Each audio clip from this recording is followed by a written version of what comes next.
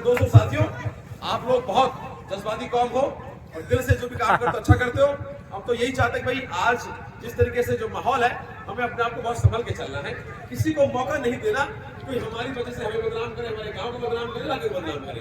दर्शक भाई यहाँ मौजूद है, ये भी सामाजिक कामों में बहुत सक्रिय रहते हैं और कोई भी बात हो हर जगह कौम के लिए कोई भी चीज हो वहाँ मौजूद रहते हैं। हमारे सरपंच नकीर साहब हमेशा से जो है हर काम के अंदर जहाँ 4 आदमी इकट्ठे होते हैं किसी सामाजिक काम में, हमेशा से चाहे वो बच्चों के काम हो बड़ों काम हो उसमें अपना हिस्सा लेते हैं। तो यहाँ मौजूद सभी आदमियों की दुआएं आपके साथ हैं और ये जो खेल हो रहा है इसके लिए मैं ये कहना चाहता हूँ भाई प्यार प्रेम से खेल। बिल्कुल खेल खेल की तरह ही होता है, जैसे खेल खत्म हो जाता है उसके बाद उसकी अच्छाई बुराई वहीं पे छोड़ दें। और खेल में कोई हारता नहीं है, बस जीत नहीं पाता जी। सिर्फ एक टीम एक खिलाड़ी को जीत जाता है, बाकी लोग जीत नहीं पाते क्योंकि वो भी मेहनत करते हैं। अब जो 60-65 हजार वोटें मिली है इनको तो वो कोई हार नहीं है। इतने लोगों ने या 75,000 हमें वोट मिले, इतने लोगों ने हमें अपना वोट दिया, दुआएं दी, तो ये हार नहीं है। इतने लोगों तक की तो ये जीत है, उन्होंने तो अपना हमें मान लिया कम से कम। अब हो सकता है कि वो रिजल्ट हमारे पक्ष में ना पाया हो। इसी तरह खेल के अंदर भी कोई लोग जो साथी हैं वो हार का बिल्कुल भी गम ना करें और टीम वर्क होना बहुत जरूरी है। भाई एक खिलाड़ी कोई नहीं खेलता, 11 आदमी टीम जैसे हम लोग मिलकर खेलते हैं, तो भाई सभी लोग प्यार मोहब्बत से रहें। अच्छा खेल यहाँ है वो बिल्कुल ईमानदारी से खेल होना चाहिए, बेईमानी नाम की चीज बिल्कुल नहीं होनी चाहिए। और आप लोग भी यकीन करें, उम्मीद करता हूँ कि खेल प्यार मोहब्बत से ऐसे ही चले।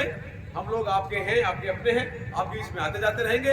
अगर कोई कमी कोताही रही है हमसे या किसी और से तो आप उन्हें भी माफ करें और अच्छा खेल यहाँ पर हो ऐसे उम्मीद करते हैं। आप लोगों ने यहाँ बुला के हमारा इन सब मेहमानों का जो इज्जत और हौसला अफजाई की है उसके लिए बहुत बहुत शुक्रिया, बहुत बहुत आभार। अस्सलाम वालेकुम, नमस्कार।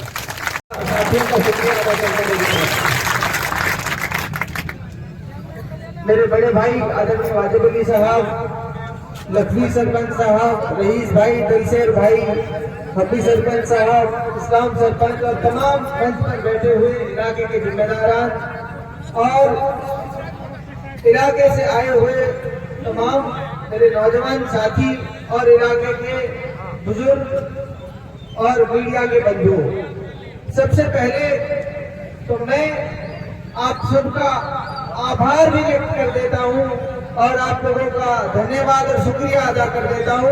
जो प्यार जो मोहब्बतें आप लोगों ने मुझे दी, चुनाव में जो कामा के लोग भी नहीं थे, कामा के बाहर से उनकी यारी रिश्तेदारियों में फोन करके वहां जाकर आप लोगों ने जो सहयोग जो मदद की उसके लिए मैं हमेशा कामा के लोग शुक्रगुजार रहेंगे, आपका एहसानमंद रहेंगे। राजनीति की बातें 6 महीने से कर रहे हैं, मैं समझता हूँ अब उससे बाहर निकलकर हमें थोड़ी तनाव को कम करने वाली बातें करनी चाहिए जिससे थोड़ा स्ट्रेस कम हो। और मैं समझता हूँ चुनाव अभी भी ऑन बोर्ड में है, कभी महसूस ही नहीं हो रहा।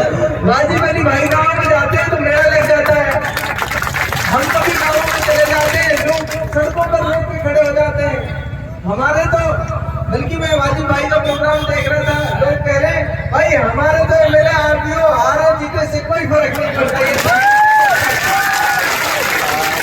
जो प्यार जो मान सम्मान आप लोगों ने दिया ये यकीनन जनता के बनाए हुए लोग हैं, ये लोगों के बनाए हुए लोग हैं, लोगों की मोहब्बतों के बनाए हुए लोग हैं। तो मैं चाहता हूँ वाजिब भाई को एक बार जोरदार तालियां एक बार जो उम्मीद आपने इस इलाके को दी वो ऐतिहासिक है, उसका कोई मोल नहीं। मैं चंद शब्दों में यूँ कहना चाहूँ कि हजारों साल नरगिस अपनी बेनूरी पर रोती है, हजारों साल नरगिस अपनी बेनूरी पर रोती है। बड़ी मुश्किल से पैदा होता है चमन में दीदावर, बड़ी मुश्किल से पैदा होता है। वाजिब भाई जैसे लोग इस इलाके की नुमाइंदगी इसकी रहनुमाई कर रहे हैं, ये हमारे लिए फख्र की बात है। और जिस तरह का हौसला हिम्मत आप इलाके को देने का काम कर रहे हैं, जिस तरह से 36 बिरादरी के लोगों को एक साथ एकजुट होकर होकर आप आगे बढ़ाने का काम कर रहे हैं। मैं समझता हूँ ये ऐतिहासिक है। सीकरी और नगर के इतिहास में ऐसा कभी नहीं हुआ जैसे पिछले 5 साल में हुआ। पहले कभी नहीं। सीकरी को आपने जयपुर और दिल्ली के बराबर, नगर को आपने जिस तरह विकास के नए आयाम दिए वो ऐतिहासिक है, पहले कभी नहीं हुआ। मैं समझता हूँ ये लोकतंत्र है, लोगों का मत से नेता चुना जाता है और थोड़े से मार्जिन से हार जीत भी चुनाव हो जाते कोई मायने नहीं रखता।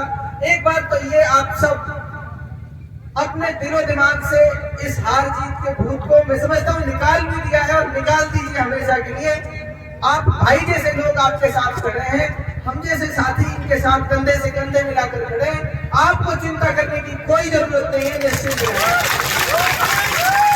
पहली बार मेवात में एक चीज नई देखने को मिली, हार कर कोई व्यक्ति, जनप्रतिनिधि, जनता के नेता हार कर पहली बार लोगों का धन्यवाद करने जा रहे हैं। ये मेवात में पहली बार हुआ।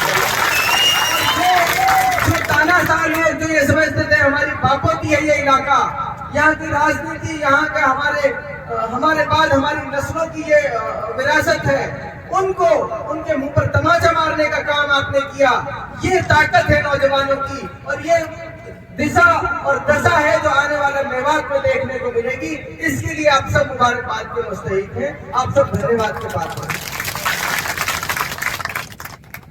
खेल के आयोजन पर राजनीति से बाहर निकलकर मैं फिर कहता हूँ, मेरे भाई हैं, बड़े भाई दल से आपने भी जो हमारे इलाके को हिम्मत हौसला देने का काम किया वो भी कामा के इतिहास में ऐतिहासिक। जिस इलाके को लोग ये कहते थे कि इस इलाके में तो इस तरह की लड़ाई की, इस तरह के संघर्ष की कोई उम्मीद नहीं कर सकता, उस इलाके में रईस भाई, शाहरुख भाई, तमाम नौजवानों ने जिस तरह की जद्दोजहद, जिस तरह का संघर्ष, हफ्ती सरपंच, इस्लाम सरपंच जैसे लोगों ने जिस बेबाकी के साथ जिस तरह की लड़ाई लड़ी वो ऐतिहासिक है। और ये पूरी मेवात के लिए मिसाल है कि जो रूढ़िवादी, जो परंपरावादी राजनीति चल रही थी उस राजनीति का खात्मा होगा और नई तरह की राजनीति की शुरुआत होगी। ऐसी राजनीति की शुरुआत कि चंद नौजवान अगर ये चाहे कि हमारे नेता को हमारे बीच इस ग्राउंड में होना चाहिए तो नेता मजबूर हो जाए नौजवानों की आवाज पर बोले। ये बदलाव की शुरुआत है। ये नौजवानों की ताकत का एहसास हमने किया।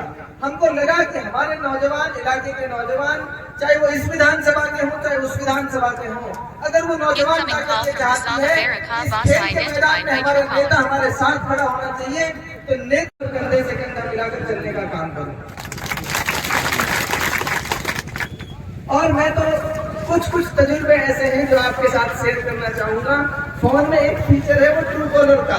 आजकल मेरे पास, क्योंकि मेरा नंबर बहुत सर्कुलेट हुआ, मैंने कोशिश की मैं हर आदमी तक पहुंचूं और इस कोशिश में कई उसके डिमेरिट भी होते हैं। मेरे पास फोन आता है आजकल, ट्रू कॉलर पे पहले पता चल जाता है किसका फोन आ रहा है। तो फोन आएगा, किसी पे तो लिखा है मासूम बालक, ये लेटेस्ट पता चल रहा है। किसी पे लिखा आता है नाम पता करके क्या करोगे। अब मुझे डर लगता है फोन उठाऊं कि ना उठाऊं। तो मैं बड़ी दुविधा में हूँ। कुछ साथी शिकायत करते हैं कि फोन नहीं उठा पाते सबका। उसकी वजह यह है कि कहो तो रात को 2 बजे भी बच्चे फोन कर रहे हैं, हमारी मुख्तार बोल रहा हो क्या, तो नंबर चेक करा, पर्चा में देखो। कई बार शिकायत रहती है भाजी भाई से भी, किसी की इस तरह की शिकायत है तो मैं उनको समझ सकता हूँ। पहले मुझे कई बार लगता था कि सबकी फोन उठाना चाहिए, लेकिन कई बार मजबूरी रहती है नेता की भी।